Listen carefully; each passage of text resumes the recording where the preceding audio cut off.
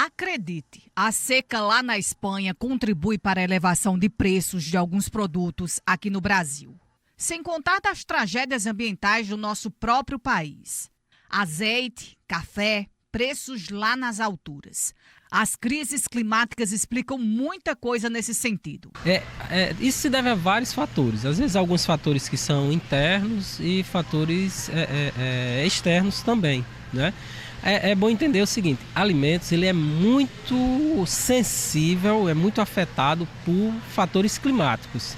Às vezes uma seca, uma enchente, uma geada, são coisas que afetam alimentos. Então, quando você tem um evento desse tipo, às vezes, por exemplo, o café, se tem uma geada, uma coisa forte, afeta a produtividade do café. Aí isso termina comprometendo a produção e vai afetar o preço. Azeite, né, é uma coisa complicada, porque a gente tem, por exemplo, uma seca na Europa, na Espanha, que termina afetando a produtividade do azeite, afeta a produção e isso reflete no preço, na oferta e no preço do azeite. Então, no final das contas, a gente, assim, é uma coisa aparentemente muito distante, mas termina afetando os preços dos nossos produtos. Dona Cícera reconhece essa alta nos preços e tenta equilibrar isso na base da pesquisa. Você observa que os alimentos eles tiveram alta nos últimos meses?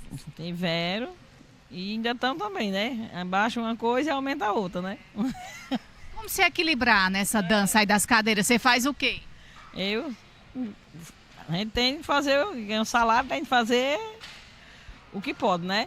A coisa está mesmo difícil, Dona Cícera. E sabe uma outra questão que todo início de ano entra em pauta? É quando acontece o reajuste do salário mínimo e as pessoas acreditam que esse fato consegue fazer disparar o preço dos alimentos nas prateleiras.